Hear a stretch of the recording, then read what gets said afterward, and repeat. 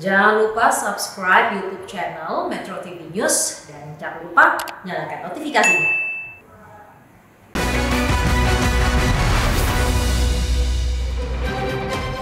Metro Pagi Prime Time kembali kami lanjutkan. Pemirsa, calon tunggal yang melawan kota kosong jumlahnya semakin meningkat dari pilkada ke pilkada berikutnya. Pada pilkada serentak pertama di tahun 2015 terdapat 5 calon tunggal yang melawan kota kosong, 3 di pilkada kabupaten dan 2 di pilkada kota. Pada pilkada serentak 2017 jumlah kota kosong meningkat. Jika pilkada 2015 ada 5 kota kosong, di pilkada 2017 terdapat 9 kota kosong di 6 kabupaten dan 3 kota. Pilkada berikutnya di tahun 2018 jumlah kota kosong kembali meningkat menjadi 13, terdiri dari 11 kabupaten dan 2 kota. Dan selanjutnya pada pilkada tahun ini 2020 jumlah calon tunggal yang melawan kota kosong meningkat hampir 2 kali lipat menjadi 25, dengan 21 diantaranya di kabupaten dan 4 di kota.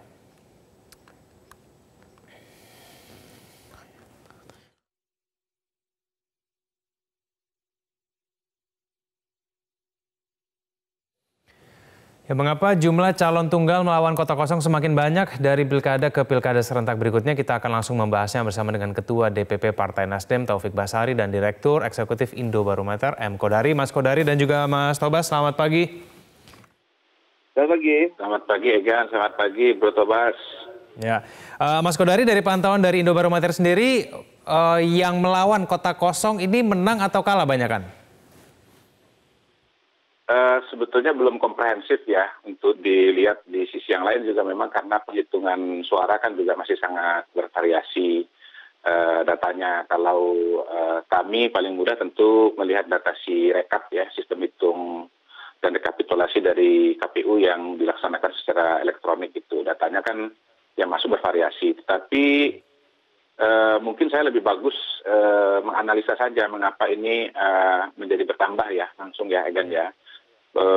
Pertama sih saya melihat fenomena kota kosong ini terjadi karena calon petahana sangat populer sehingga akhirnya calon-calon yang lain itu menjadi realistis ya, daripada ibaratnya melawan tembok tebal tinggi gitu ya, membenturkan kepala ke tembok yang tebal itu kepalanya pecah, jadi ya nunggu temboknya turun sendiri kira-kira 5 tahun kemudian gitu. Akan tetapi kemudian belakangan menyadari situasi dan kondisi itu, maka beberapa pihak itu atau beberapa calon itu berusaha mengeliminasi para calon-calon populer itu dari arena pertarungan, begitu. Jadi dengan cara misalnya memborong partai politik ya, katakanlah begitu, sehingga akhirnya calon yang populer tidak kebagian dukungan, tidak memenuhi syarat pencalonan. Maupun juga pernah terjadi di Makassar itu ada proses hukum ya. Memang proses hukum itu sendiri apakah kemudian karena calonnya memang bermasalah atau karena ada yang menggerakkan, itu tentu suatu perdebatan tersendiri begitu. Tetapi saya pribadi di tahun 2020 ini mengetahui langsung lah ya, ada daerah-daerah di mana calon yang populer itu baik dia petahana atau bukan, dia kemudian dia tidak bisa maju begitu loh. Dan saya menduga itu disebabkan karena memang dengan sengaja diolah sedemikian rupa sehingga akhirnya calon-calon itu tidak bisa maju. Dan menariknya adalah paling tidak 2 daerah yang saya ingat persis itu, ada petahana yang sebetulnya tidak begitu populer. Kalau ada calon penantang yang potensial, dieliminasi, diganti dengan nama yang lain yang tidak dikenal, kayaknya ada potensi kalah juga di petahana. Jadi sudah mengeliminir, ada potensi kalah juga begitu.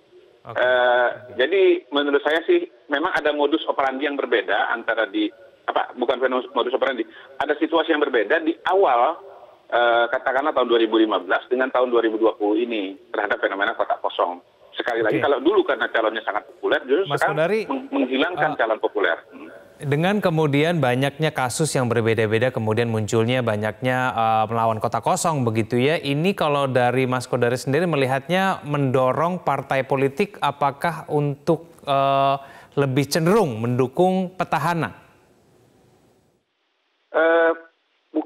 Tidak selalu ya, karena nasib petahana itu sebetulnya tergantung dirinya sendiri, dan situasi petahana itu sangat bervariasi ya.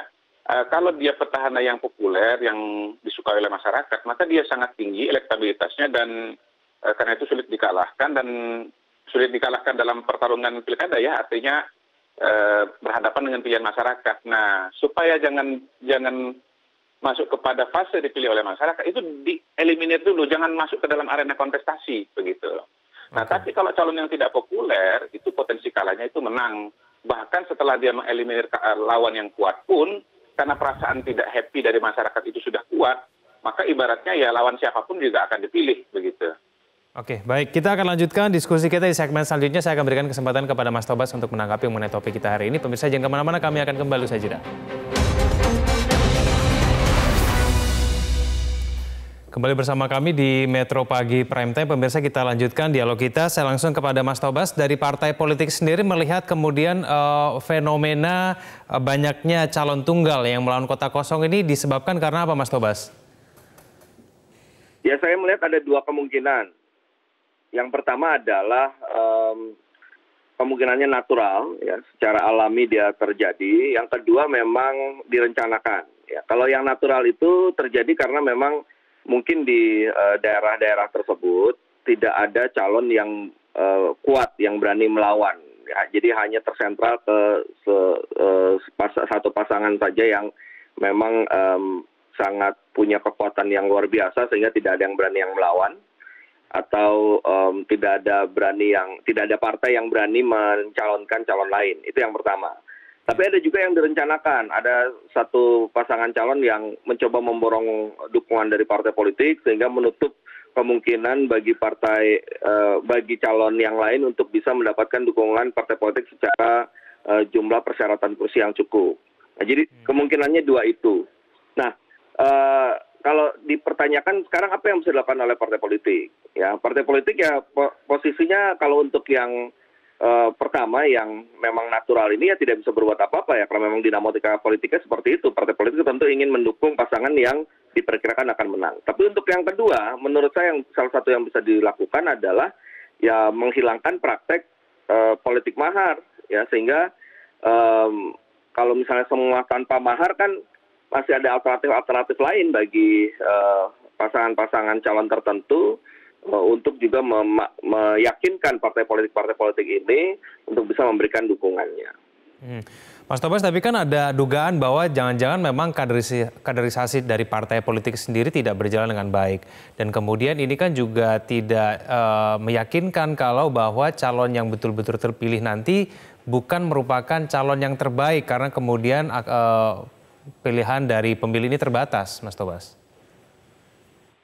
Ya, bisa juga seperti itu ya, ada proses kaderisasi yang tidak berjalan. Tapi kalau saya melihatnya bahwa persoalan siapa yang menjadi calon ataupun pasangan calon itu tidak melulu kan harus berasal dari kader partai politik. Ya, karena toh ketika pilkada ini juga partai-partai lain juga karena ada syarat dukungan, maka harus mendukung kader partai lain juga. Jadi tidak melulu harus kader partai tertentu sendiri yang di internalnya masing-masing, karena toh ketika dia bergabung pasti akan mendukung yang lain. Nah, oleh karena itu saya masih melihat bahwa ini suatu hal yang budaya politik yang bisa kita bentuk, terutama soal dihilangkannya mahar politik ini. Ini praktek ini kan masih terus berjalan nih. Jadi saya juga tetap mengajak kepada teman-teman partai lain, ya kita cobalah membuat pilkada ini menjadi pilkada yang lepas dari mahar politik, ya karena itu memang memberatkan para calon. Baik, Mas Kodari, ini baik tidak sih untuk demokrasi kita? Tentunya kurang baik ya, karena yang namanya kotak kosong kan nggak bisa menyampaikan visi dan misi. Kotak kosong juga nggak bisa ikut berdebat di arena kampanye kan begitu. Apapun itu ya namanya kontestasi pilkada harusnya ya memilih antara dua pasang calon, tiga pasang calon dan seterusnya, bukan antara satu calon dengan kotak kosong gitu. Saya mungkin punya usul yang lain ya, agar yang namanya fenomena kotak kosong ini makin berkurang. cara cepatnya itu dan sederhana dan efektif itu bukan dengan menghilangkan mahar, karena mengantisipasi mahar itu akan sangat sulit begitu. Lebih baik syarat pencalonan yang 20% itu diturunkan menjadi 10%. Dengan cara seperti itu, maka kemudian peluang bagi calon-calon yang ya secara natural disukai oleh masyarakat, berpotensi, ya itu tidak terlalu berat begitu. Saya sendiri memang melihat dari cerita-cerita teman-teman atau orang-orang yang maju pencalonan, bagaimana mereka kesulitan memenuhi target 20% ini gitu. Dan fenomena borong partai itu bisa terjadi ketika syaratnya 20%. Nah, kalau syaratnya cuma 10%, maka akan jauh lebih mudah bagi partai politik untuk mencalonkan kandidat, dan sebaliknya kandidat juga akan lebih mudah untuk maju. Dan menurut saya itu seharusnya dengan sendirinya lebih mengurangi praktek mahar politik. Karena apa? Setiap partai kan tentu ingin kadernya maju kan begitu kan, mendorong agar kadernya yang sudah dilatih, sudah dipersiapkan dengan sebaik-baiknya itu bisa tampil begitu. Jadi misalnya Partai Nasdem nih kursi 12% ya di satu kabupaten begitu. Ya Partai Nasdem mau mendorong tidak ada mahar itu mudah. Kenapa? Satu, Partai Nasdem sendiri prinsipnya sudah demikian. Yang kedua, syarat pencalonan sudah melebihi aturan. Dan yang ketiga ya tidak tergantung kepada partai lain yang menggunakan prinsip atau ideologi berbeda dengan Partai Nasdem begitu, sehingga kemudian akhirnya Partai Nasdem bisa mengajukan sang calon.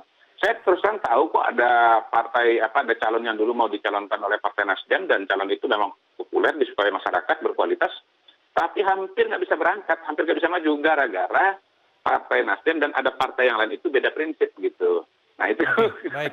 untuk akhirnya Baik. bisa gitu, tapi ya dengan sulit. Baik Mas Kodari dan juga Mas Tobas, kita jeda kembali, kita akan bahas kemudian apa solusi terbaik supaya kemudian fenomena kotak kosong ini tidak semakin banyak di pilkada selanjutnya. Kami akan kembali usai jeda berikut ini.